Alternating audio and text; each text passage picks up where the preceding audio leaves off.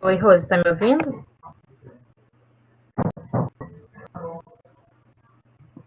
Boa noite, estão me ouvindo?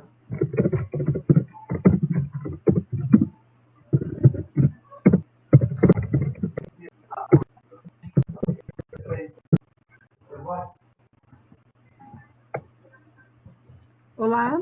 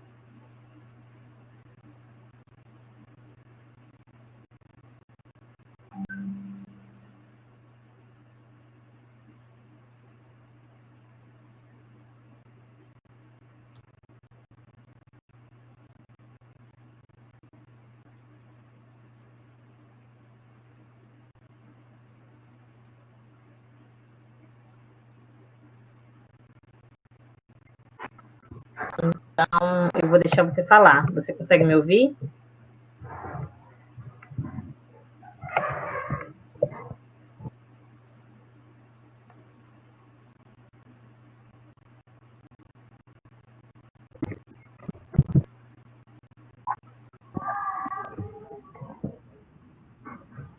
Sim, estou ouvindo.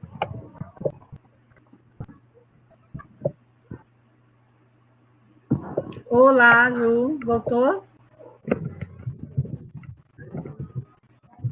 Eu vejo você, mas não lhe ouço.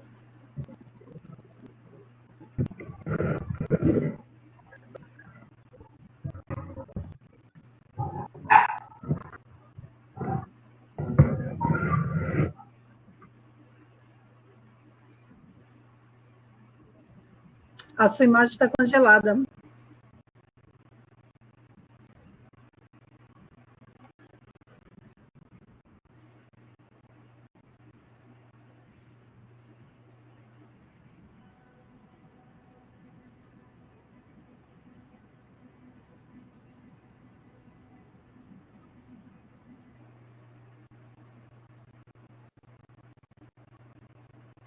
Alô?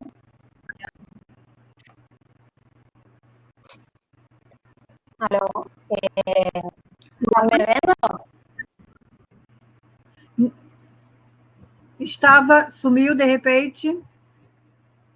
Rose. Voltei. Eu vou sair, Voltou. provavelmente quem vai voltar não vai ser eu, serei uma das meninas, tá? Então, boa noite a todo mundo. Vocês estão ouvindo?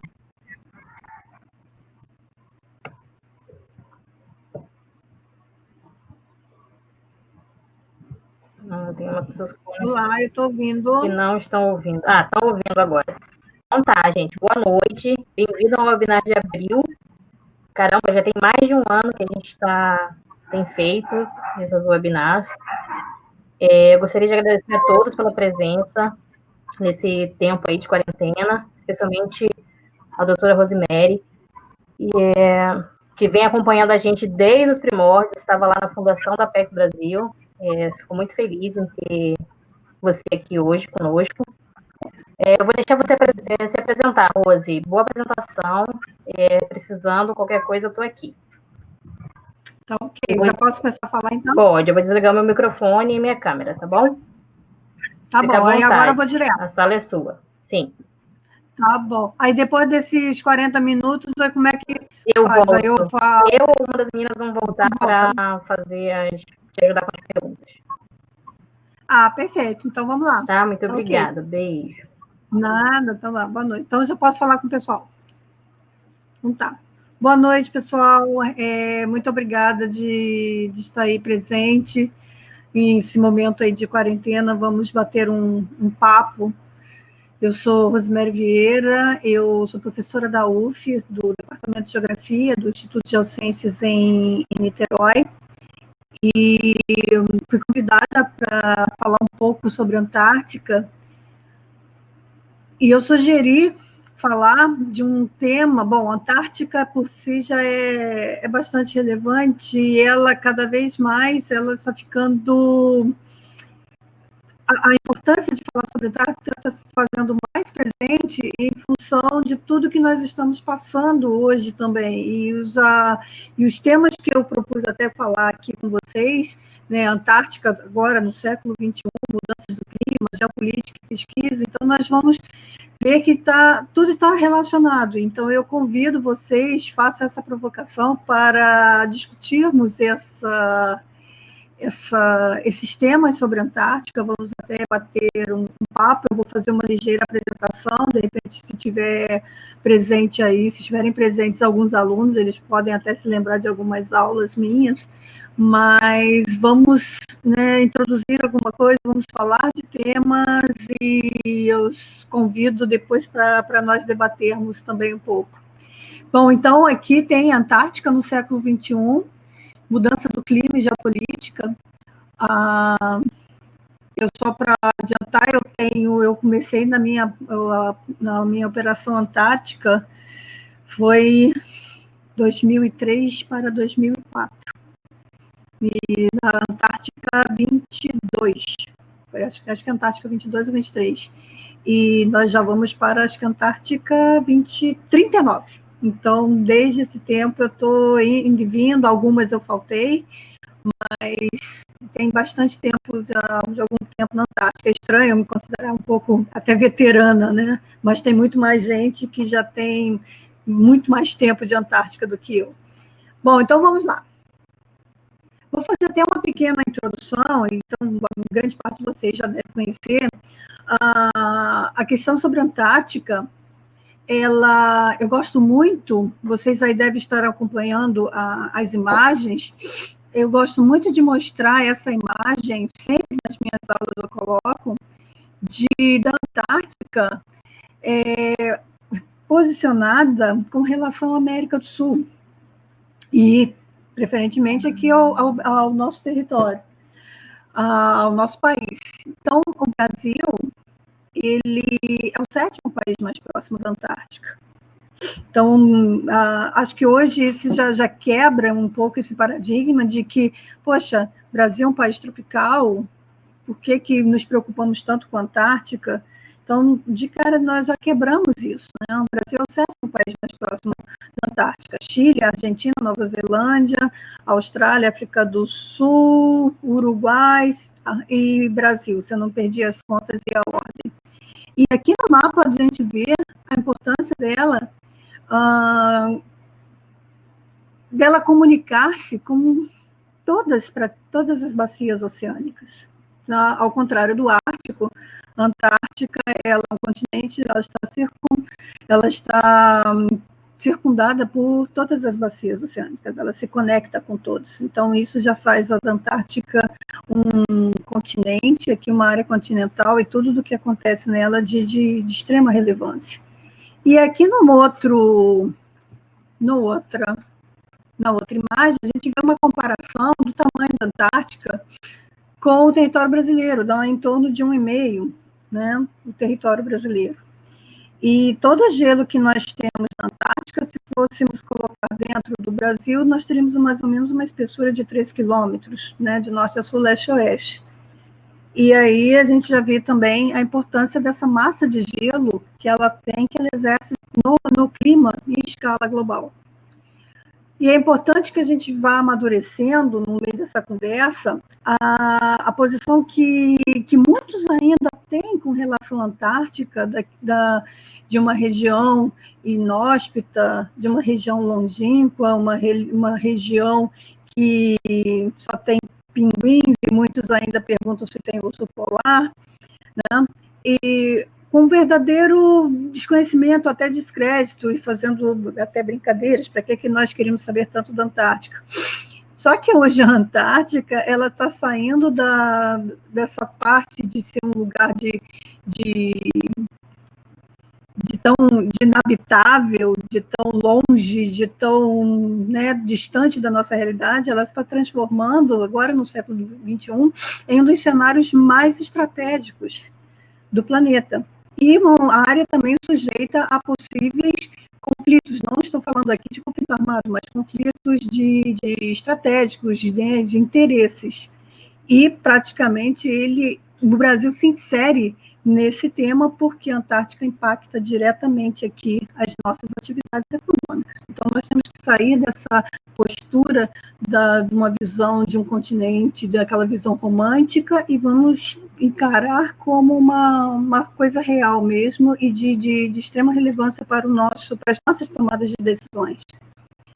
Bom, aqui, rapidamente, para vocês terem uma ideia da divisão, da diferença que tem o manto de gelo, o maior manto de gelo que tem, ou seja, ele cobre a topografia local, e ele é dividido, basicamente, aqui é classificado como o manto de gelo da Antártica Ocidental e Oriental.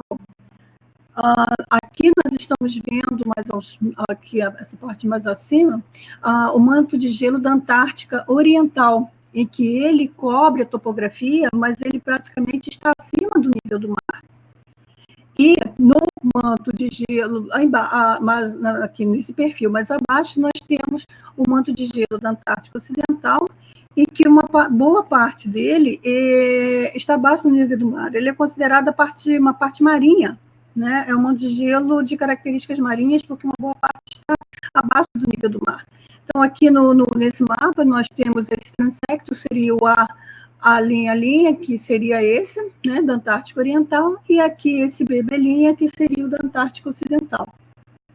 Tá? Oriental, Ocidental. E aqui, esse outro mapa seria a Antártica sem a cobertura. Seria uma topografia subglacial. Então, nós temos as terras emersas, nessa parte, pegando basicamente toda a área da Antártica Oriental, e aqui a Antártica Ocidental, você vê basicamente grande parte dela submersa, ou seja, abaixo do mar. E aqui nós temos a Península Antártica, a parte mais ao norte do continente, e aqui as ilhas Shetlands do Sul, da qual está a nossa conhecida Ilha Rei Jorge. Aqui um pequeno desenvolvimento do manto de gelo da Antártica. Nós temos aqui uma evolução em termos de escala geológica, também é uma outra coisa que nós temos que parar, que temos que refletir bastante, considerar bastante, é a escala temporal dos eventos. Nós estamos falando, quando falamos de Antártica, nós falamos de milhões de anos. E a Antártica, ela está associada com a estrutura tectônica, movimentos tectônicos, dinâmica, separação dos continentes e o deslocamento dela para uma posição polar. Então, nós temos aqui, nesse pequeno mapa aqui, nós temos em torno de 45 milhões de anos, mais ou menos, né? Nós temos ainda a terras, a parte da Antártica, sem a cobertura de gelo. A partir do momento em que ela se separa definitivamente da América do Sul, a gente tem primeiro, acho que uma separação da África, se não me engano, depois vem da Austrália, e por último, em torno de 30, 40 milhões de anos, em torno de 30 e poucos milhões de anos, ela se separa definitivamente da América do Sul, né, abrindo ali o estreito do Drake, e ela atinge sua posição polar e começa a receber influências, né, de áreas um pouco mais aquecidas, né, mais áreas mais aquecidas do planeta, mas recebe umidade, mas como ela já está numa posição, ela começa a transformar isso em precipitação de neve e gelo. E nesse tempo também acontece uma diminuição da temperatura em escala global, diminuição do CO2 atmosférico, e isso contribui para a diminuição da temperatura, lógico, e a formação do manto de gelo da Antártica Oriental, que foi o primeiro. Depois, né, o mais recente é o manto de gelo da Antártica Ocidental, formado em torno de 10 milhões de anos, perdão. Ele é o Antártico Oriental é um manto mais estável, e o manto de gelo da Antártica Ocidental, ele, por suas características marinhas, né, a sua base, ela está em contato direto com as águas, né, dos oceanos, ela se torna um pouco mais instável, mais suscetível a alterações que o outro manto de gelo, né, que o manto de gelo da Antártica Oriental. Mas isso não isenta o manto de gelo da Antártica Oriental também de mudanças, tá bom? Aqui nós temos, aqui numa escala temporal, em alguns momentos houve em torno de 14 milhões de anos, antes um pouco de 14 milhões de anos, um colapso de algumas partes da Antártica, do manto de gelo, e depois, a partir de 14 milhões de anos, ocorre um novo resfriamento e ele se regenera, e nós temos um caso aqui um pouco mais recente na escala geológica, no último máximo glacial, em torno de 20 e 18 mil anos, aí já numa escala milenar, ele atinge o seu auge, e depois nós entramos agora num processo já de diminuição também um pouco do manto de gelo, já entrando aí no período estamos no Holoceno, Pleistoceno e Holoceno, né? Então, um pouco de história da Antártica, em torno de uma escala de milhões de anos. Aqui, uma imagem da Antártica sem o gelo, sem o manto, tá? Feito pela British Antarctic Survey, né? Aqui a parte Antártica Oriental, a parte Ocidental, a Península Antártica, as montanhas Ellsworth, onde eu estive por 2 vezes. Tá? E uma coisa que está chamando muita atenção na ciência é que era uma outra visão também que se tinha da Antártica, do manto de gelo parado, inativo. É aquele manto de gelo e acabou. Só que muita coisa está sendo descoberta dentro desse manto de gelo, abaixo desse manto de gelo. Nós temos aí uma topografia, nós temos um relevo, nós temos temos sistemas, subsistemas, né, subglaciais. E um desses subsistemas temos lagos. Nós temos lagos, nós temos fluxos de água que se conectam e abaixo do rio, abaixo do manto de gelo. E o mais famoso deles, o mais conhecido, é o Lago Vostok, que ele está em torno de, nessa figura aqui abaixo, dá para ver, ele está em torno de 4.000 metros de profundidade. Ele está próximo até da estação russa de Vostok, que é no manto de gelo da Antártica Oriental, e as camadas de gelo que estão cobrindo a área do Lago Vostok, elas variam aqui de idade, chegando em torno de 420 mil anos, certo?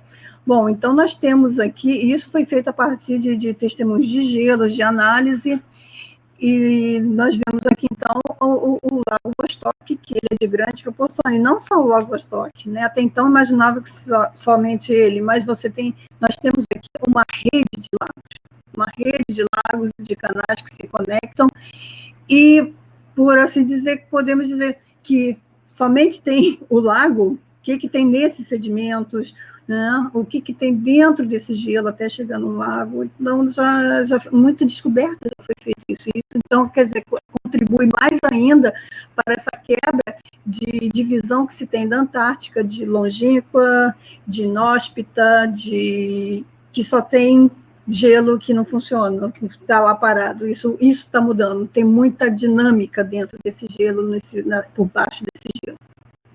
E se essa drenagem subglacial, se ela está aí, né, há quanto tempo ela está, né, e como ela contribui em termos globais, em termos regionais, em termos de circulação oceânica. Então, são perguntas, é uma caixa de Pandora que a gente está abrindo. Então, a cada dia que se abre uma página de estudos na Antártica, é uma pergunta que se abre na ciência, certo? Aqui, mais uma vez, a Antártica sem a cobertura do gelo, que tem a sua topografia subglacial, mas interessante é essa linha aqui, essa linha preta que tem, ela seria o deslocamento onde está a posição das plataformas de gelo, certo? Aqui de Royce, aqui de Ronfischner, né? E essa linha branca seria, o termo que se usa seria ground line, ou seja, a zona a partir da qual, onde, né, o gelo ele perde contato com a base rochosa, né, a base submarina, e ele começa a flutuar.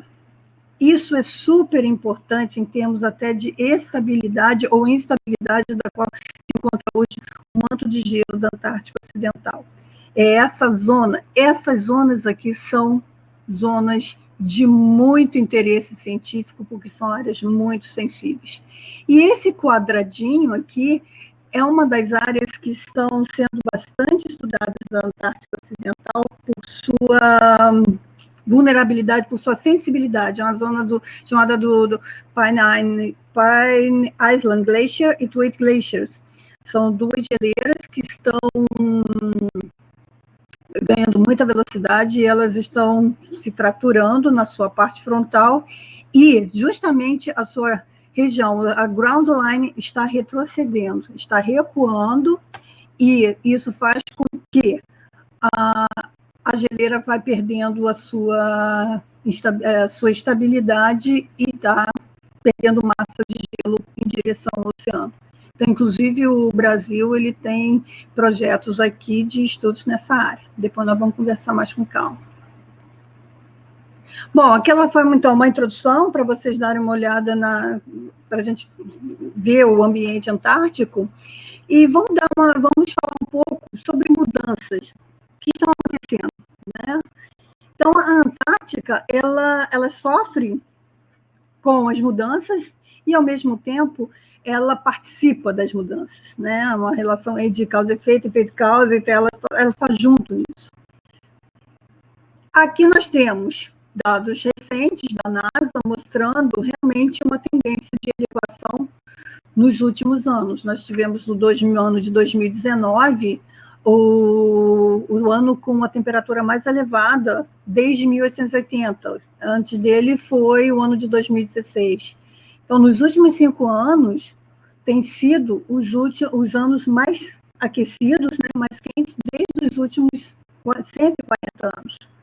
E só no ano de 2019, nós tivemos em torno ali de 0,98 graus centígrados, ou seja, 1 grau centígrado, que aumentou a temperatura média com relação ao período de 1951 e 1980.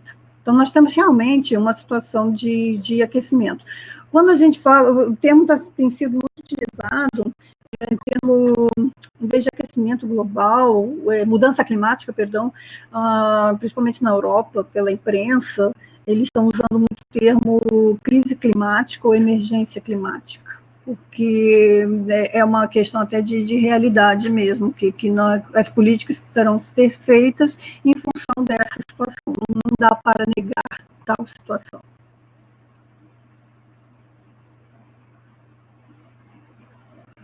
Aqui mais um gráfico da NASA, mostrando, junto com a NASA, NOAA e várias outras empresas, outras instituições que geram dados, então todos eles têm uma concordância dessas anomalias no período de 1880 com relação ao período de 51 e 1980, 1880 e 2019 com relação ao período de 51 e 1980. Então nós temos aqui realmente uma tendência de aumento dessa temperatura. Então, são vários gráficos para demonstrar, basicamente, essa elevação, essa tendência.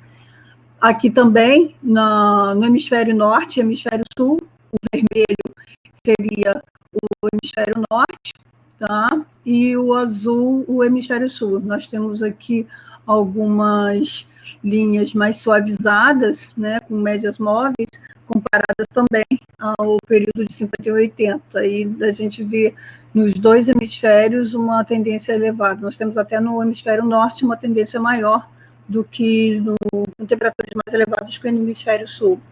E justamente no hemisfério sul a tendência da temperatura é um pouco menos, né, um pouco mais frio que no hemisfério norte, em função justamente da presença da Antártica, porque ela causa seria até um resfriamento dessa área. O Oceano Atlântico Sul, ele é bem mais, por exemplo, podemos dizer, um pouco menos aquecido que o Atlântico Norte, por causa justamente da Antártica, das águas que vêm de lá. Mas mesmo assim estão ocorrendo processos de ascenso, de elevação da temperatura. Aqui acho que desconfigurou na apresentação, mas a concentração de ppm na atmosfera, e nós temos aqui um ppm, equivale a 2,12 gigatoneladas de carbono na atmosfera. Então, nós temos, ao longo dos anos, aqui eram dados até diários, nos últimos dias aqui de abril, tá? Nós temos 400, agora que eu perdi por causa da resolução da tela, mas em torno de 416, 417 ppm nos últimos dias. E a comparação de março de 2020 para março de 2019, né, nós tínhamos 411,97 ppm, nós temos em março de 2020 414,51 ppm. Certo? E essa tendência é de elevação. E aqui nós temos a famosa curva de Killing, mostrando justamente essa tendência. Tá? Então, o que eu quero mostrar aqui? Realmente, esses dados, eles mostram que uma elevação de concentração de CO2 na atmosfera, né? E também uma ascensão da elevação da temperatura no planeta. Saiu um informe, um relato, há pouco tempo, foi em 2019, não sei, foi em torno de outubro, saiu um relatório do IPCC sobre criosfera e oceanos, né, mostrando dados mais atuais da situação dessas duas áreas. Então, é um relatório que vale a pena, ele é bem detalhado, vale a pena estudá-lo bastante. Mas a Antártica, ela é um arquivo climático também. Ela tem uma relevância científica a sua relevância científica ela é exacerbada por essa concentração, por esse acúmulo de dados que ela mantém no seu gelo, no seu manto de gelo. Então, aqui nós temos um testemunho de gelo, né, que a gente chama de ice core, e é interessante ver essa imagem que mostra exatamente aqui o que é atividade vulcânica. Então, ela, através de vários estudos, principalmente aqui de análise isotópica, você consegue trabalhar, você consegue destrinchar e retirar informações muito refinadas, né, muito precisas de condições atmosféricas passadas, porque aqui nada mais é do que uma palha atmosfera, são dados de períodos anteriores, né, bastante remotos, de condições atmosféricas, né, que vigoravam sobre a Antártica. Então, o testemunho mais antigo que se tem hoje está em torno de 800 mil anos. Teve um testemunho que ainda ele não foi divulgado, ele não está sendo analisado, mas ele foi feito em que dados preliminares ele mostram que ele alcançou uma idade de 2,7 milhões de anos, ou seja, todo o Pleistoceno está aí. Tá? O Pleistoceno está em torno de 2,6 milhões de anos. Tá? E ele foi retirado em Allan Hills. Esse mais antigo até agora foi retirado aqui no Domo C, na Antártica Oriental. Então, nós temos o clima planetário, o histórico do clima planetário, né, dentro desse gelo. Além disso, nós temos também, ao longo dos testemunhos marinhos, que também testemunhos lacustres, mas aí nós temos uma escala temporal diferenciada dos testemunhos marinhos, nós temos uma escala geológica maior, você consegue pegar um período maior de tempo, mas você não tem tanta resolução, você não tem os dados tão refinados. No caso, em áreas lacustres, você pode pegar informações mais refinadas também, mas uma escala também geológica, uma escala temporal bem mais curta, em torno de milhares de anos, poucos milhares, dezenas de milhares ou centenas de anos.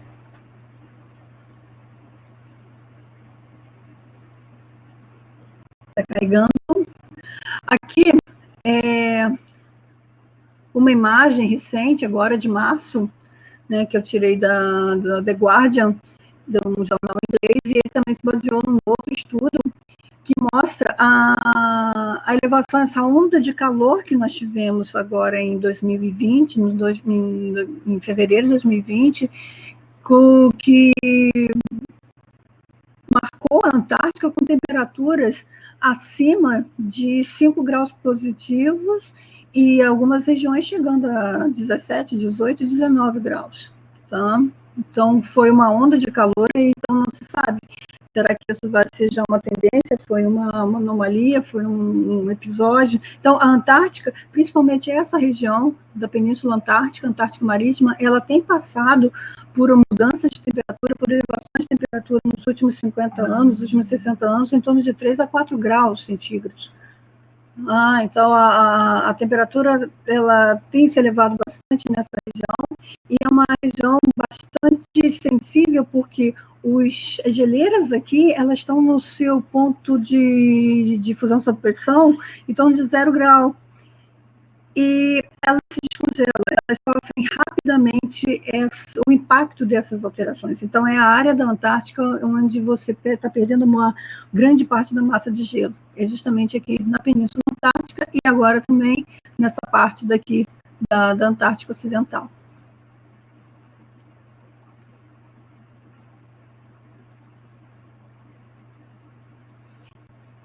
Essas imagens são desse ano, né, em 2 lugares, um na Península Fields, na Ilha Rei Jorge, né, com vegetação cobrindo vasta área da região, e aqui em Westphal Hills, na Antártica Oriental. Tá? Aqui, geralmente, essas áreas, esse tipo de vegetação, musgos, líquens, eles têm uma coloração até mais escura, naturalmente, para eles absorverem mais radiação, mais calor, e é uma forma de adaptação que eles têm para enfrentar as temperaturas mais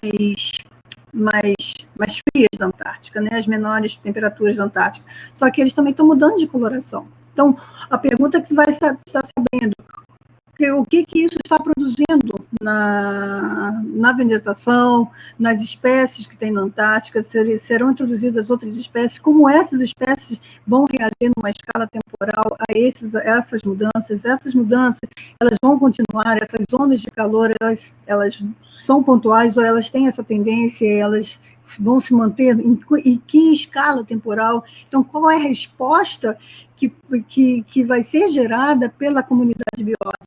Né? Então, são perguntas que estão sendo geradas em função dessa situação, em função dessa outra realidade. Essa área eu conheço, a Península Fields, né, na Ilha Rei Jorge, é a área próxima ao aeroporto, onde chega o Hércules, né, os aviões que chegam do Brasil para as suas campanhas, eles chegam na pista daí dessa Ilha Rei Jorge, que é administrada aqui pelo Chile. Então, aqui tem essa área de Península Fields. Eu não estive nesse ano aí, mas eu fiquei assustada, porque às vezes que eu estive nessa área, ela tinha cobertura. Eu estive rapidamente aí em Fields foi para pegar a condução, o avião chegou, aí não fomos, e aí nós pegamos uma carona, né, até um helicóptero em direção ao navio, e aí nos levou para outra estação, daí nós embarcamos no Max. Mas já estava um pouco sem neve, se bem que nós chegamos em novembro, ainda tinha uma cobertura, mas em novembro, completamente livre, é até assustador.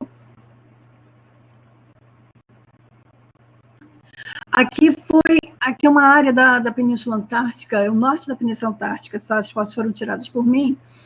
E em 2019, eu estive lá durante o mês de janeiro e fevereiro, na base Esperança, é a base argentina. E aqui havia um lago, chamado Lago Boequela, que é o lago que abastecia de água a estação argentina. Ali tem uma base também. E esse lago tinha em torno de 7 metros, um pouco mais que isso de profundidade. Aqui tem uma casinha, uma ligeira construção, e justamente esse lago no ano de 2019, no período que eu estava lá, ele simplesmente desapareceu. Tá? Aqui é a estação de Esperança, a base Esperança que chama.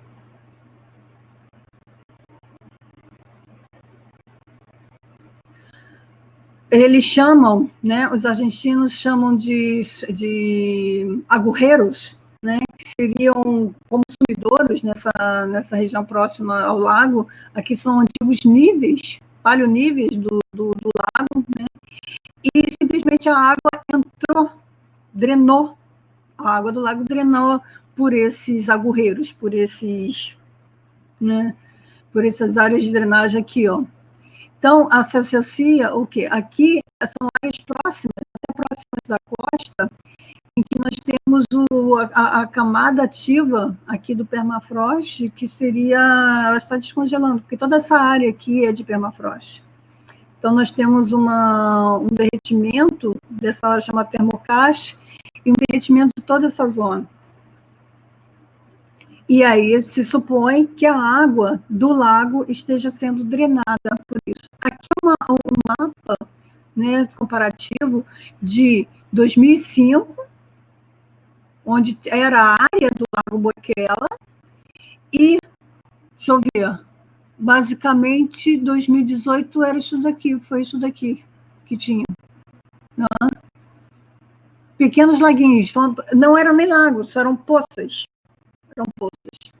Tanto é que agora o abastecimento de água da base argentina, da base Esperança, é feita por um outro lago chamado Lago Buenos Aires, que está em contato também com a chamada Geleira Buenos Aires.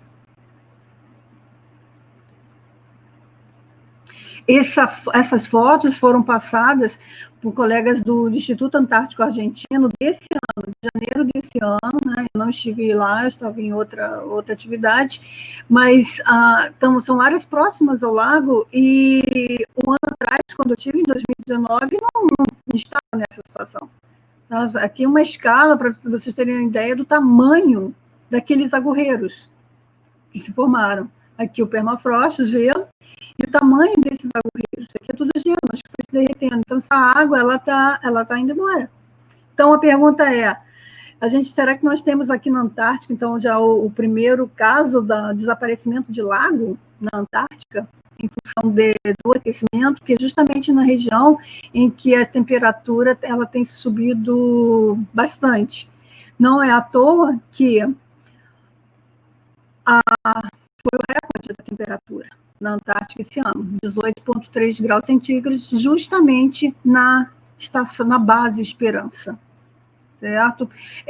Foi também mensurado, mas foi mensurado pelos brasileiros em Marâmbio, mas as medições, como eles fizeram as medições para estudos de permafrost, as medições elas foram em torno de 1,5 metro do solo, e acho que isso não é o do padrão para ser registrado como um dado oficial, né, que seria mais ou menos em torno de 2 metros, que teria que ter essa mensuração da temperatura. Então, eu acho que, em termos oficiais, essa foi a temperatura mais elevada, né, 18,3, e bateu o próprio recorde, justamente na Base Esperança. Acho que foi em 2014, 2015, tinha alcançado 17 graus, mais ou menos, 17,3, 17,4, também aí na Base Esperança, né, na parte norte da Península Antártica, onde está a base argentina.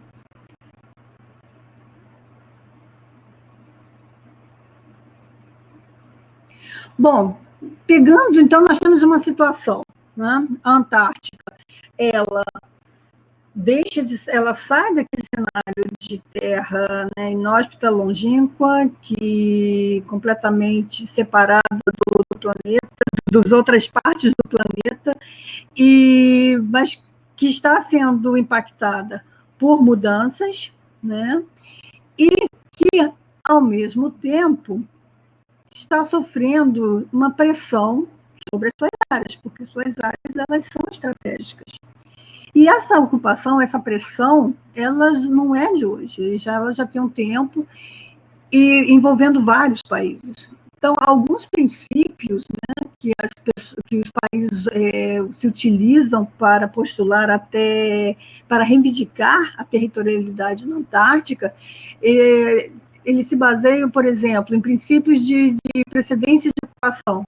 Digamos, alguns povos, aqui na foto a gente vê o povo Una, que habitava a Terra do Fogo, onde hoje seria Chile e Argentina, e Chile e Argentina se utilizam disso para reivindicar, né, o território na Antártica. E, além disso, o Chile ele diz que é a continuação geológica. A Antártica é a continuação geológica da Argentina, a partir do momento que o sul da América do Sul tinha um contato geológico com o que é hoje a Antártica. Então, nós temos a proximidade geográfica, mais uma vez, países próximos, Chile, Argentina, Nova Zelândia, eles reivindicam a Austrália, por sua vez, reivindica, acho que a maior área dentro da Antártica, né? O princípio da defrontação, esse seria até utilizado aqui pelo Brasil, a partir dos seus meridianos, né? O princípio da exploração econômica, então, países que participaram até no século XIX, início do século XX, da exploração econômica da Antártica, a Noruega, a França, apesar deles estarem lá no hemisfério norte, eles reivindicam isso também. E o princípio da segurança seria o que também? A segurança da Antártica. Aí entram os Estados Unidos e a ex-União Soviética, agora na Rússia, para manter a Antártica como um lugar de paz, entre aspas. Então, a gente, e no meio de todas essas reivindicações territoriais, nós temos aqui, ela tem uma importância econômica, ela tem uma importância ecológica, ela tem uma importância geopolítica. Ao mesmo tempo, ela é vulnerável, né, à velocidade das mudanças, e, ao mesmo tempo que ela é vulnerável, ela influencia o sistema climático global, ela influencia o padrão térmico do planeta, né? Opa! Sumiu? O que aconteceu?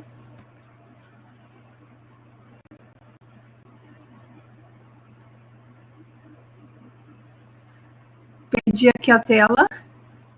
Vocês estão vendo?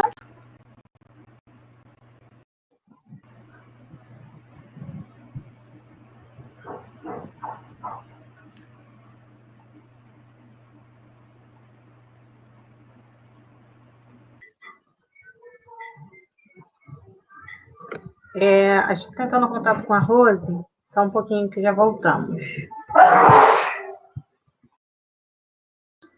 Estou tentando contato com a Rose.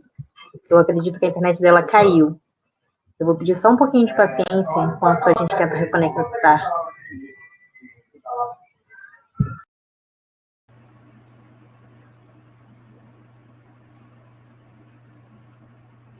Rose, Olá.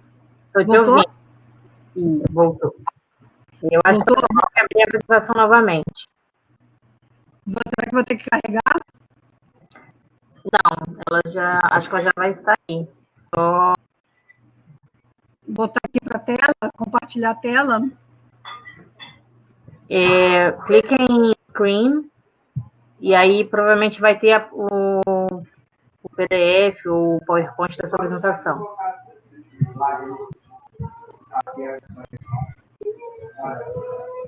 Aqui está na tela. Está pedindo para carregar de novo. Então vai precisar. Se você quiser compartilhar a tela, pode ser também, só que aí você vai deixar de nos ver. Abriu. Abriu. Uhum. Abriu. Sumiu de repente, mas a minha internet aqui estava funcionando normal. Ela não caiu aqui, não. Eu até vigiei, mas ela não caiu em nenhum momento. Bom, gente, desculpa. Alguém está me ouvindo? Vocês voltaram a me ver e ouvir? Sim? Voltou? Ah, que bom, valeu. Então lá, desculpa aí. Internet, se isso acontece. Vamos lá seguir. Vamos adiantar aqui um pouquinho, então, para recuperarmos o tempo.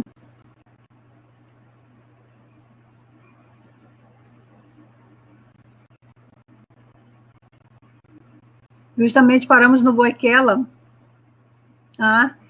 e na reivindicação da Antártica. Bom, nós temos aqui só não posso perder de novo essa tela.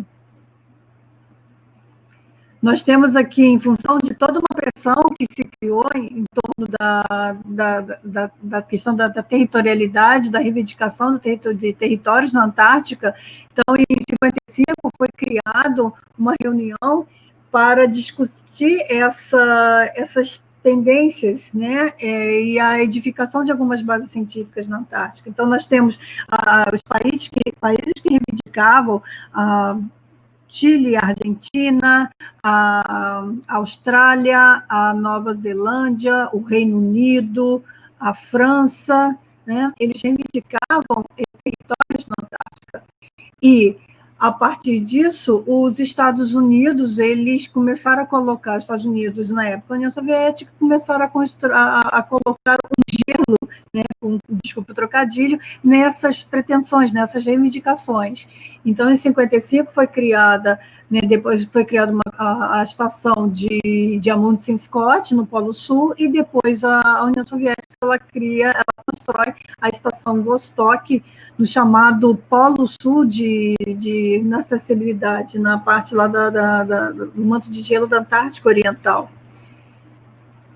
Então, seria uma forma de barrar essas reivindicações territoriais no continente antártico. Então, em 57 e 58, é realizado esse ano o Geofísico Internacional, e onde é proposto um tratado para tentar regularizar as atividades econômicas, as atividades humanas no continente. E aí, o Tratado da Antártica, ele é originado em 1959.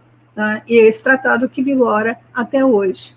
Então, vários países fazem parte do tratado, né? Foi criado em 1959.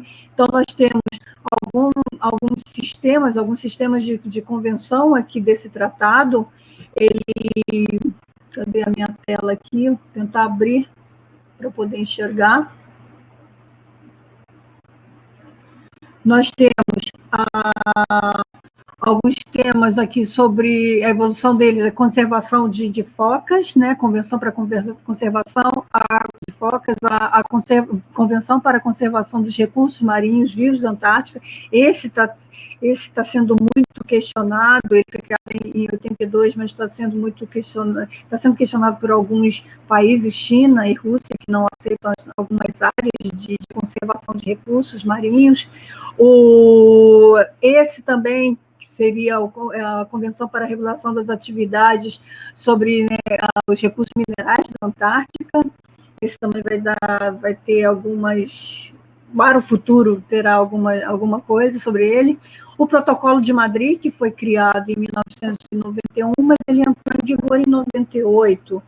E aqui o que seria em 2048, que seria o ano da revisão do Tratado da Antártica. Então, os dispositivos principais desse Tratado da Antártica é o quê? A Antártica é uma área desmilitarizada. Ela é uma área que possui uma liberdade científica e estariam congeladas as reivindicações territoriais no continente. Além, de, é claro, de proibições de explosões nucleares, os depósitos, né, ou lixos de resíduos de qualquer natureza nuclear e de outros também. Tá? Bom, essa parte geopolítica, nós temos um dos principais, seria o Protocolo de Madrid, em que ele, criado em 91, e a partir ele entrou em vigor em 98, ele declara a Antártica como uma reserva natural internacional dedicada à ciência e paz, certo? Então, você tem congelado, pelo menos até 2048, qualquer atividade relacionada aos recursos minerais. Só ele foi criado em 91, mas antes desse período, vários países, inclusive o Brasil, eles fizeram vários estudos de prospecção de recursos, né, de jazidas, né, não precisa nem falar muito de recursos, mas de jazidas. Então, em termos de petróleo e gás natural, a Antártica ela tem bastante jazidas nesse sentido, bastante interesse. E, no caso, como é dedicada à ciência e à paz e à pesquisa científica, então as atividades elas precisam ser executadas, todas elas de uma forma em que gere o mínimo de impacto sobre o ambiente antártico. E todas essas atividades elas têm que ser planejadas e executadas para que não gerem nenhum impacto, ou o mínimo possível, que valorize, que preserve a vida na Antártica e as áreas físicas. Então, quem viaja para a Antártica já está acostumado a ter que fazer relatórios e a justificar o que vai fazer, e na volta preencher relatórios se houve impacto ou se não houve. Então, isso já faz parte das nossas expedições para a Antártica. Também gera alguns não é conflito, mas seguindo a risca, às vezes eu vejo até meio complicado, porque às vezes existem, por exemplo, a gente preenche vários relatórios com uma minúcia ali de detalhes, mas ao mesmo tempo você vê grandes construções na Antártica que parecem cidades. Então você fica pensando, poxa, você vê uma estação de McMurdo, será que eles seguem? Né? Outras estações seguem à risca esse rigor do Protocolo de Madrid. Bom, mas aí, isso eu já não sei, isso aí foge da minha alçada. A gente só se encarrega, só se preocupa das nossas atividades e deixar tudo certo de onde a gente vai, e quando volta, deixar tudo do jeito que ficou, né? Que estava lá. Aqui, estações de pesquisa, em torno de que são, meu Deus, são muitas estações, em torno de 70, se eu não estiver errada, 68 ou 72 estações, né? O país que mais tem estação na Antártica é a Argentina. Então, daí dá para ver o interesse territorialista da Argentina na Antártica. Ela tem 13 estações, né, misturadas com estações e bases. O segundo país, se eu não me engano, é a Rússia, que tem 11. Depois, acho que vem Chile, né? E os Estados Unidos, ele tem 3 somente, né? Tem a do Polo, a Amundsen Scott, tem a McMurdo, que é um gigante, é uma cidade, e tem a de Palmer, que é na Península. O Brasil, ele tem somente uma estação que foi reinaugurada agora em janeiro, na Ilha Regiorde. E tem um módulo, o Criosfera 1, um módulo aqui a uns 600 a 700 quilômetros do Polo Sul. Então, o Brasil ele fica limitado à sua atuação na Antártica Marítima, onde nós temos a estação da Comandante Ferraz.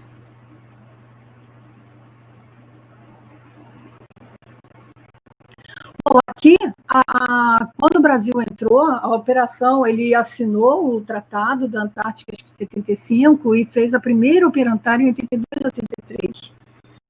E o Brasil, a meta, quando ele entrou, né, era que você tornasse um membro consultivo até 91, ou seja, você participa das decisões do continente, e hoje ele é um membro consultivo, e fazer parte também do SCAR, ainda nos anos 80, que seria o SCAR é o Scientific Committee on Antarctic Research, seria a ponta científica da Antártica, do tratado, de toda a discussão científica que tem, e a logística, né? A meta era a obtenção de outros navios de uma estação de curto prazo na Antártica. Aqui é o primeiro esboço do que seria a primeira estação.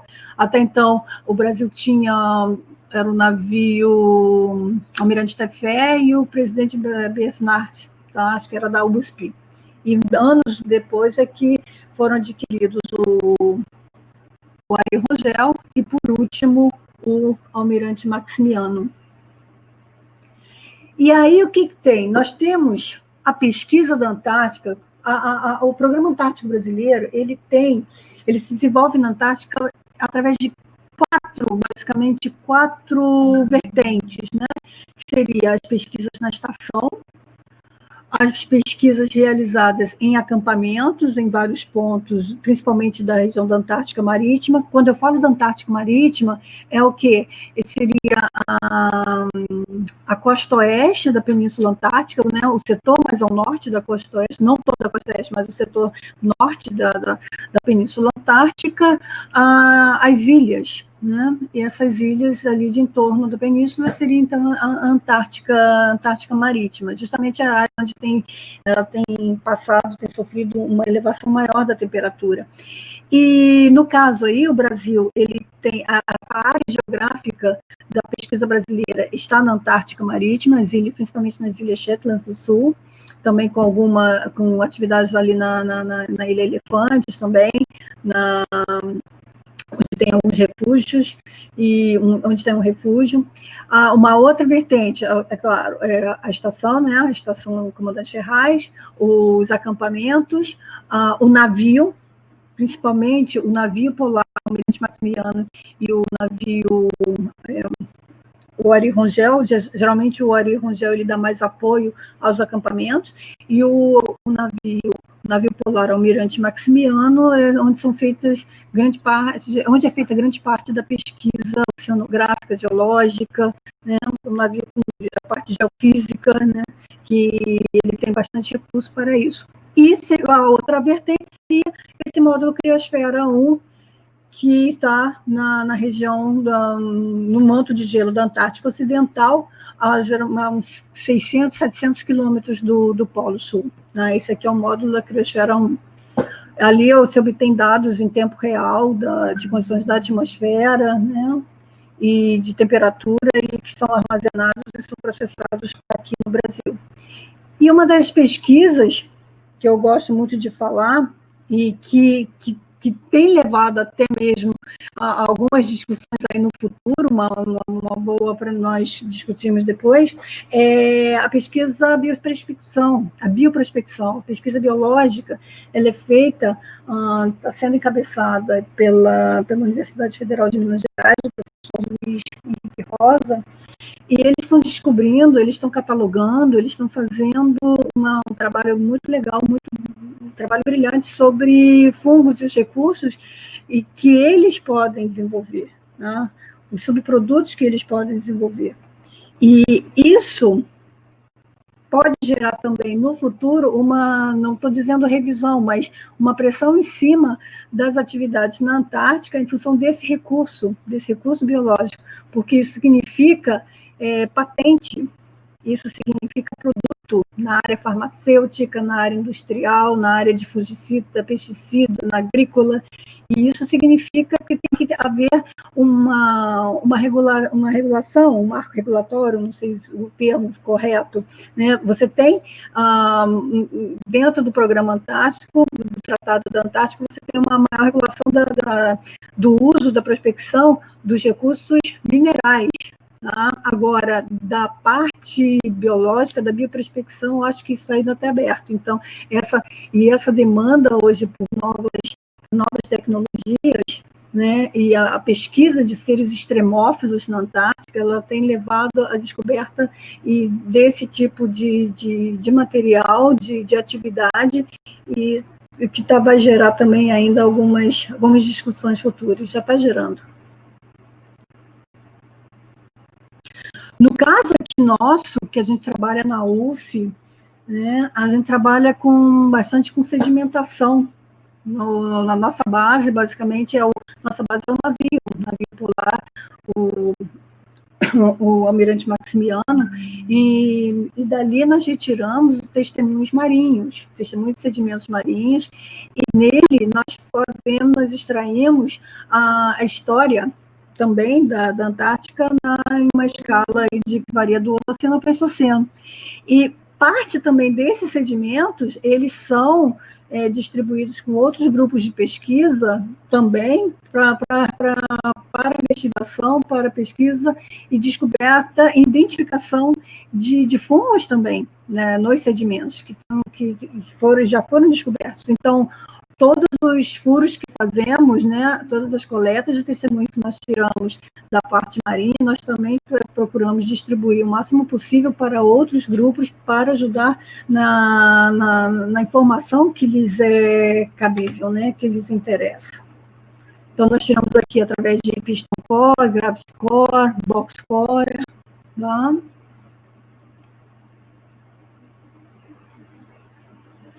Coletamos também sedimentos lacustres, né, e terrígenos, aqui algumas coletas na Península Antártica, lá dentro do manto de gelo, aqui no manto de gelo, testemunhos em lagos, né, trincheiras, tudo também para extrair informações de escala temporal, informações paleoclimáticas, né, e também de repassar esses sedimentos para também outros grupos de pesquisa, que obtêm informações bastante valiosas.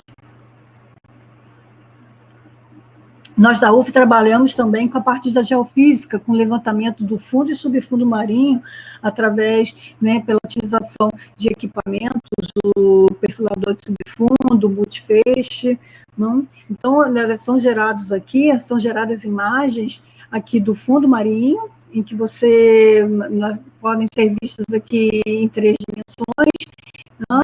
E há feições importantes para a interpretação do fundo marinho, até da dinâmica das geleiras nessa área, em outras eras, né, em outros períodos, e também foi identificado por nós algumas formações que não tinham sido catalogadas. No caso aqui na Deception, na caldeira da ilha Deception, foi identificado um novo cone vulcânico, que já foi registrado na seção hidrográfica internacional como Ferraz Peak, tá? Então ele já está na batimetria, agora, né, nas cartas de batimétricas dessa região.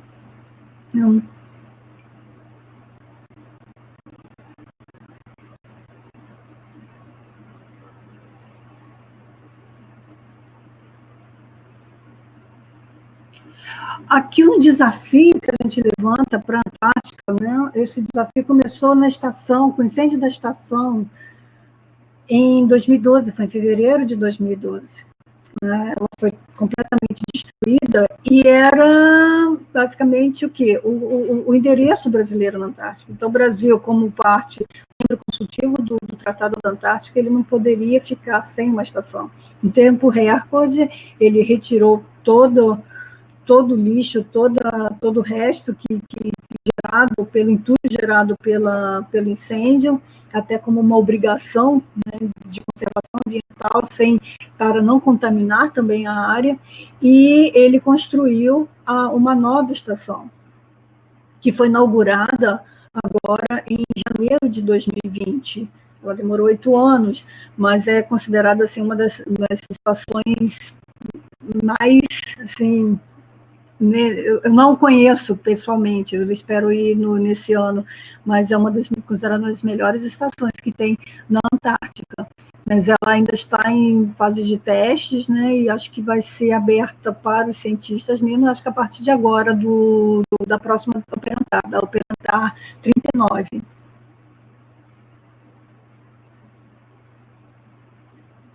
Agora, um desafio que a gente lança para a pesquisa brasileira, que isso acaba enlaçando, né, com questões até geopolíticas, ambientais, é o quê? Um grande desafio que nós temos é a irregularidade do financiamento que a gente tem para a ciência. Ele oscila muito. Às vezes, ele cai, desde 2013, 2011, por aí, os investimentos na pesquisa da Antártica, eles caíram vertiginosamente.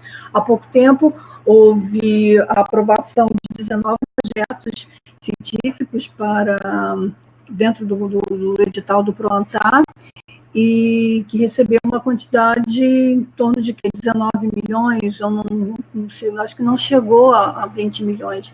Isso deve ser o quê? É uma migalha comparada com o programa antártico americano, o dinheiro que é dado pela National Science Foundation. Então, essa regularidade do financiamento para a ciência é um desafio para a pesquisa da Antártica. E também essas mudanças na política de investimento nas ciências. Nós estamos ainda passando, acho que uma sombra global de muito descrédito, desconsideração, de descaracterização da ciência. E isso leva o desvio ou a você migrar o recurso para outras áreas. Só que hoje nós estamos passando agora por uma situação em que se levantou a necessidade da ciência, de quão importante ela é para a nossa sobrevivência, né? Então, eu espero que, a partir dessa situação, desse momento que nós estamos vivendo, outros olhares comecem, né, ou voltem a ver a ciência importante, e a ciência na Antártica também. Então, outro desafio nosso seria também a ampliação das áreas, das pesquisas em área continental. Ou seja, você entrar no manto de gelo, você ter uma maior regularidade de fazer pesquisa, ou até mesmo, por que não, de ter uma estação, algum refúgio, eu não sei, e de chegar lá. Chegar lá é complicado, é caro.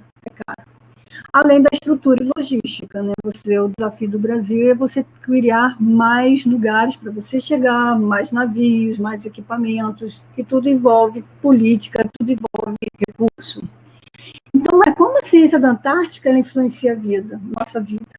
Então, cada vez mais nós estamos conectados, nós estamos entrelaçados com a Antártica no nosso dia a dia. Logicamente, nós começamos aqui pelo clima, essa influência no nosso agronegócio, na nossa vida, no nosso bolso, no nosso supermercado. Uma alteração climática que ocorre na Antártica, ela tem reflexos aqui, isso é notável. Né? O agronegócio, ele sofre com muitos problemas de pestes, né, de pragas, e do que nós estávamos falando, a bioprospecção, a descoberta através desses fungos da Antártica, de vários outros, a partir da criação de pesticidas e herbicidas, que influencia diretamente no agronegócio, né, na produtividade deles. E também plantas tolerantes a ambientes frios. e áridos, com escassez de nutrientes. Então, vocês tá? E adaptar, fazer, né, aperfeiçoamentos genéticos em cima disso. Medicamentos, né, o setor industrial, o setor de preservação de alimentos, e, é claro, para tudo isso, ele está conectado com a necessidade da produção científica. Então, o Brasil, ele tem como ser um líder no hemisfério sul com isso, em termos desses desafios, né? Só que uma coisa está ligada à outra. Então, nós temos essa necessidade, tudo que a Antártica, tudo que está sendo feito e pesquisado lá, ele pode nos oferecer, mas, ao mesmo tempo, nós estamos agarrados com a questão de direcionamento, de financiamento. Eu estou tentando ser o mais rápido possível, nós perdemos um tempo aqui, e a gente já está quase acabando aqui, tá? O desafio para a Antártica desconfigurou um pouco. O desafio para a Antártica em 2048, por que 2048? É o ano em que ele vai ser renovado. O Tratado da Antártica será renovado em 2048. Bom, então, o que nós temos aí? Qual o desafio que nós temos? Nós temos um aumento, tá, da participação do manto de gelo na elevação do nível do mar. Isso já é notório. Ele tem mais ou menos um valor, né, nos últimos anos, ele subiu alguns milímetros, em torno de 0,8 milímetro entre 2012, no período de 2012 e 2017. E, principalmente, com o manto de gelo da Antártica Ocidental e dessas geleiras, né, de Pine Island e Thwaites Glacier, as geleiras de Pine Island e Thwaites, no manto de gelo da Antártica Ocidental. Nós temos também um aumento da atividade comercial e turística, que reflete na área da proteção marinha. Lembre-se, quando eu estava no slide anterior, estava falando da evolução do tempo do sistema do Tratado Antártico. Então nós temos aquela parte das convenções para a conservação das áreas marinhas. Então, nós temos ali alguns países que se recusam ou que demoram mais, eles estão botando mais dificuldades para essas áreas protegidas, principalmente a China e a Rússia, ou seja, porque são áreas com uma riqueza biológica muito grande. Então, o sistema do Tratado Antártico, ele quer aumentar, ele quer preservar essas áreas, mas alguns países membros, eles estão protelando um pouco. Também o aumento dos reclamos de soberania, né? 7 países aqueles tradicionais, o Chile, a Argentina, a Austrália, Nova Zelândia, o Reino Unido, França, acho que a Bélgica também, ele agora são 22 países, tem China, tem Índia, tem vários outros países do hemisfério norte. Aumento do interesse dos recursos minerais, né? China e Índia, com gás, petróleo e carvão. E aí, pelo Protocolo de Madrid, o que nós temos? Nós temos uma moratória desses recursos minerais até 2048. Então, como eu havia falado também, o aumento desse interesse nos recursos biológicos, a bioprospecção, isso não está regulamentado. Então, de repente, chega algum programa, ou alguém vai lá, retira do gelo, encontra alguma coisa e transforma isso em algum subproduto e já registra patente, e aí como que fica isso? Bom, eu não sou dessa área, então o pessoal da área biológica aí que trabalha, eles têm muito mais informações, mas é uma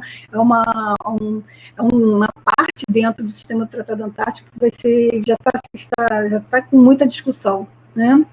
E só que ainda, dentro desse tratado, não tem o prazo de validade do sistema se ninguém requerer, se ninguém for para trás, se ninguém ficar contra, ele continua. Mas até 2048, qual vai ser a realidade de lá? Qual será a nossa situação? Qual será o cenário global em 2048? Não está longe, né? Aqui, já está terminando. Essa estabilidade do manto de gelo da Antártica Ocidental é interessante, porque, como eu disse lá no início, o manto de gelo da Antártica Ocidental ele é de base, ele é caracterizado por ser praticamente marinho. Então, o contato dele, das plataformas, do gelo, ele é com o mar. E uma característica da plataforma continental, da Antártica, eu não estou falando da plataforma de gelo, da plataforma continental, é que ela é como se fosse uma plataforma reversa. Em outras plataformas continentais, elas vão assim progradando e elas vão suavizando em direção ao exterior. Aqui não, ela tem um máximo aqui e ela vai diminuindo em direção ao interior. E aí, essa base de gelo, geralmente, ela fica em contato com essas formações rochosas. E aquilo, quando eu falei da ground line nos mapas da área de introdução, ou seja, a zona em que a base do gelo ela se conecta, ela está em contato com o vazamento rochoso, essa zona daqui é super importante, ela é uma zona muito, muito sensível, porque a partir do momento em que essa linha de ground line, essa zona de ground line, ela vai recuando, o gelo vai perdendo a sua estabilidade. Ele vai diminuindo a espessura e ele vai quebrando, né, e vai recuando. E isso está acontecendo no manto de gelo da Antártica Ocidental. Ou seja, uma incursão de água mais aquecida, não estou falando de água quente, estou falando de uma incursão de água mais aquecida, está empurrando, está derretendo, produzindo a fusão dessa base das geleiras aqui e empurrando essa ground line para o interior, certo? Então, esse é um dos grandes problemas que ocorre, que chama-se a instabilidade do manto de gelo da Antártica Ocidental, que está sendo bastante estudado, e é o que está chamando a atenção dos cientistas. Aqui, partes da Antártica estariam passando, aí é uma pergunta que eu faço a vocês, será que partes da Antártica estariam passando por uma transição do ambiente subpolar para um temperado? Antártica Marítima, por exemplo, Antártica, por exemplo, essa área, né? E algumas áreas da Antártica, elas seriam futuras áreas habitadas diante de uma situação de mudanças climáticas. Aqui, um exemplo rápido, já para terminar, as estações daqui na Ilha Rei Jorge, né, em Fields, aqui na Base Esperança, e essa aqui é a cidade de McMurdo, né, nos Estados Unidos, na base de McMurdo. E para terminar, uma coisa, os desafios para a Antártica em 2048. Percebam que a Antártica ela não tem uma população local de indígenas, poderia-se dizer, uma população, né, original. A população dali é de cientistas, basicamente, que ficam, né, o ano todo trabalhando. E as demandas, as reclamações, os problemas ambientais, eles não são postulados, eles não são externalizados pela população local, porque não tem, e sim pelos cientistas. E aí, o que acontece? A ciência, a diplomacia científica, ou seja, a grande influência dos cientistas antárticos na pesquisa internacional, não só a pesquisa antártica, mas que acabam migrando para a pesquisa internacional e também acabam fortalecendo as políticas de, né, utilização, de uso do continente e também nas políticas globais, porque voltamos à área física. A Antártica ela é regulador térmico do planeta. O que acontece com a Antártica acontece com o planeta também. Então, a ciência antártica ela acaba criando políticas, influenciando na política. E aqui, como eu coloquei, as questões ambientais elas não são colocadas pelas populações locais. E a cooperação científica internacional e as políticas de pesquisas, elas são cada vez mais compartilhadas entre os países como uma forma de resolução dos problemas mundiais. Agora, nós entramos aí num problema em que, em alguns países, a ciência ela é priorizada, em outros países não. Como que você consegue levar à frente essa cooperação científica com esse desnível, né, de investimentos e de prioridades? E no Brasil, o que acontece? O Brasil, a ciência ela é utilizada também como uma ferramenta estatal para justificar a presença, né, E a ciência se utiliza do discurso político, da necessidade do Brasil estar lá, para conseguir recursos para fazer ciência. Então, o que a gente conclui aí? A ciência e a política, elas estão intrinsecamente relacionadas na Antártica. Não tem como fugir disso. Tá? Então, desde o início eu estava falando, a gente colocando a Antártica como aquele local completamente distante, alheio do nosso dia a dia, ela está se transformando ao longo desse século XXI em parte essencial do nosso dia a dia, aqui para o Brasil, porque ele está totalmente conectado com o nosso clima, com nossos sistemas de produção econômica, com a situação das nossas cidades, uma vez que se você começa a derreter, a população brasileira e grande parte da população global, ela se concentra ao longo da costa. Enfim, a Antártica não é mais aquele lugar, né, bonito que imaginava as pessoas, assim, os exploradores a chegar lá por aventura. É sobrevivência. Não sei se eu estou extrapolando muito aqui, né, sendo bastante, né, enfática, mas é primordial que a gente trabalhe e que crie uma rede de cientistas, e aí vocês estão começando, que já estão já há algum tempo, que fortaleçam. A gente precisa criar gerações de cientistas. Né? Eu acho que eu vou terminar aqui, a gente, não sei, teve um atraso aí por causa da minha... que desapareceu, e como é que eu entro agora aqui com as meninas para elas administrarem? Muito obrigada pela palestra, muito interessante. Até anotei aqui alguns artigos que eu vou procurar depois. Essa discussão, principalmente em mudanças climáticas, é muito interessante. Estava lendo um artigo sobre como que está afetando, né, principalmente a disponibilidade de crio e como isso afeta toda a cadeia, né? E acaba que nós voltamos, tá 9h30. Foi um pouquinho longo. Mas tudo bem. Como já falaram aqui, temos tempo. Vamos aproveitar Tem a quarentena. Agradecendo, dando parabéns, gostaram bastante. E tem uma pergunta do Tiago. Quais as áreas científicas que dialogam mais para discussões de mudanças climáticas? As áreas científicas logo mais. Né? Olha, todas as áreas científicas, nós estamos dialogando, por exemplo, eu sou geógrafa, doutorado em geologia marinha, e o trabalho que a gente realiza na UF, nós trabalhamos diretamente com geoquímicos, com físicos, com biólogos, com oceanógrafos. Hoje essa cooperação, ela não é somente uma cooperação de país, é uma cooperação de áreas da ciência. Você não consegue trabalhar exclusivamente com uma parte da ciência na Antártica, você tem que balizar os seus dados, você tem que comparar os seus dados. Então, essa cooperação, ela é transdisciplinar, é multidisciplinar, todas as áreas da ciência praticamente, inclusive com as áreas das áreas humanas, a arqueologia, que dá muita informação de ocupação, de como que era um trabalho maravilhoso feito pelos colegas da universidade também de Minas Gerais. Então, todas as áreas estão conectadas. Né? Eu não sei se consegui responder. Respondeu sim.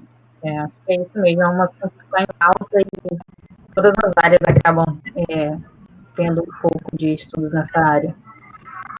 As pessoas estão agradecendo, muitos elogios, acho que vale a pena você ler depois.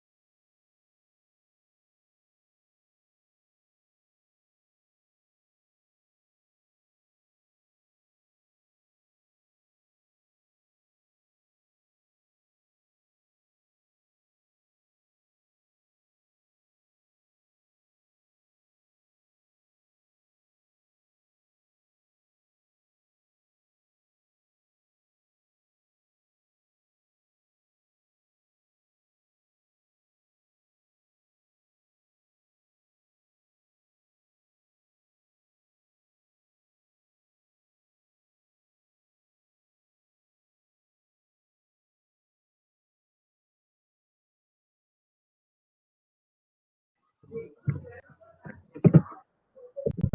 está me ouvindo? Aí eu caí. Tá. Tem um outro produto, João, que é uma coisa que eu tenho muita curiosidade também, na verdade. Em uma perspectiva futura, de 2048, você consegue imaginar. Espera que eu perdi. Qual seria o principal interesse brasileiro na Antártica?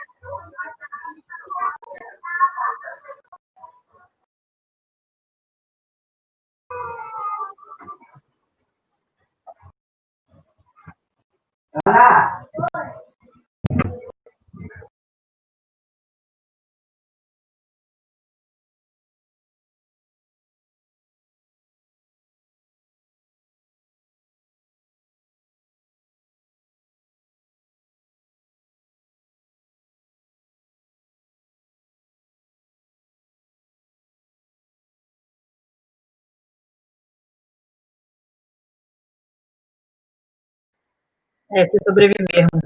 Eu sempre me pergunto exatamente isso, né? O que vai acontecer em 2048? Porque será que vão renovar o tratado? Como é que vai continuar? Eu penso que por mais que tenha muito recurso, ainda é difícil extrair, né, o material, principalmente pensando em riquezas minerais e tudo mais. Mas vamos ver, espero que continue preservado.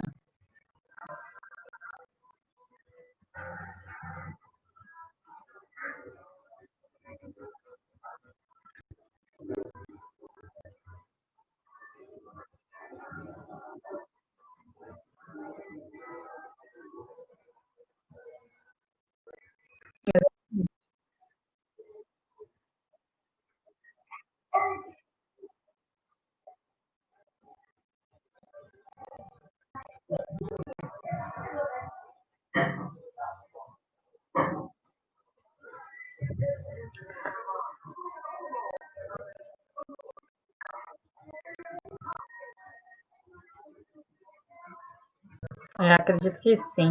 Tem mais, a gente precisa acabar, porque a gente já está, na verdade, bem adiantado na hora, mas tem mais duas perguntas. Uma do Leandro. Os pesquisadores são livres para pesquisar em todo o território da Antártica? E há uma divisão limítrofe para cada país?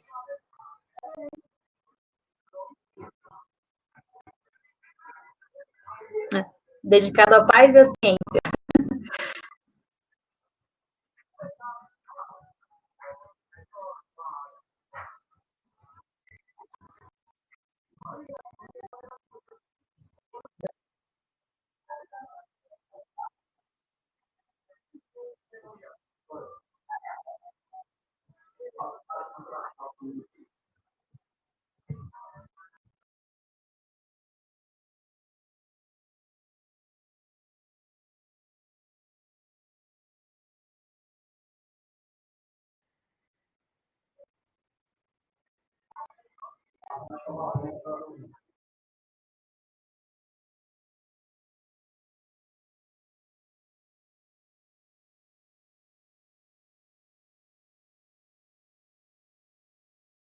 Realmente, pode ser bastante caro.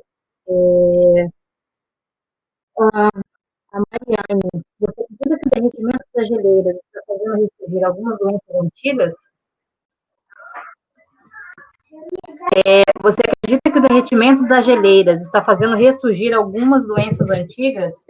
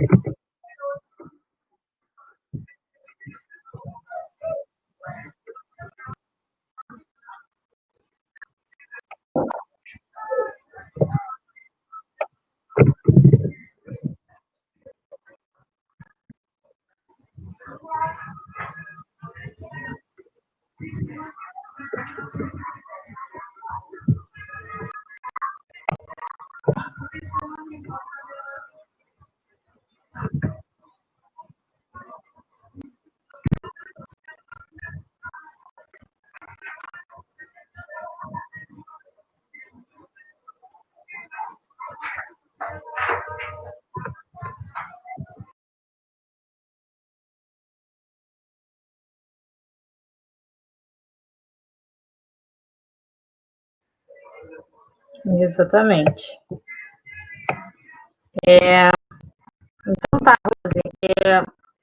Todos os participantes têm seu e-mail, então, eventualmente, você pode receber alguma pergunta. Quero agradecer, estou muito feliz em ter você aqui, foi muito interessante, muito esclarecedora. Vou aproveitar para avisar que a próxima webinar será 14 de maio, daqui a um mês, mais ou menos, às 20 horas, com João Paulo de Sá, que também é da UF, sobre metabolismo microbiológico e o ciclo do carbono na Antártica. Isso, João Paulo de Sá Felizardo. Ah, que legal.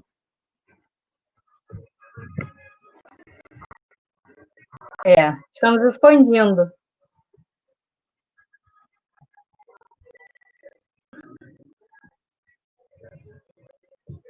Foi recorde de inscritos e de participantes. Realmente. Tudo bem, acontece. Tudo bem. Muito obrigada, Rose.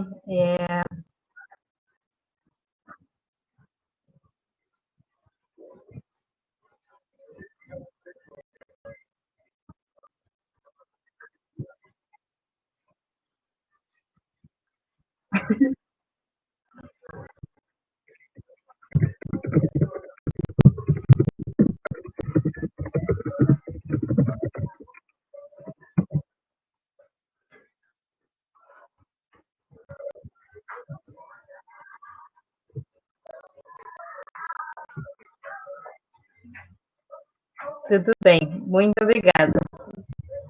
Boa noite. Fiquem em casa.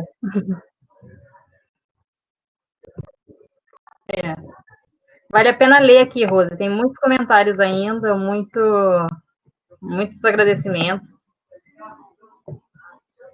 Várias cidades presentes, várias instituições. Comandante Inê está presente.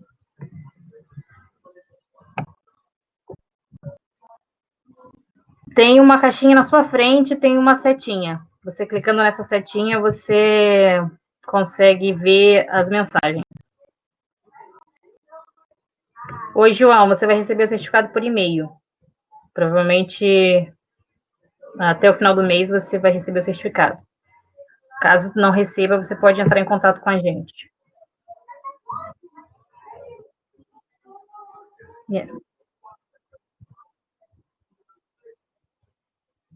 Exatamente.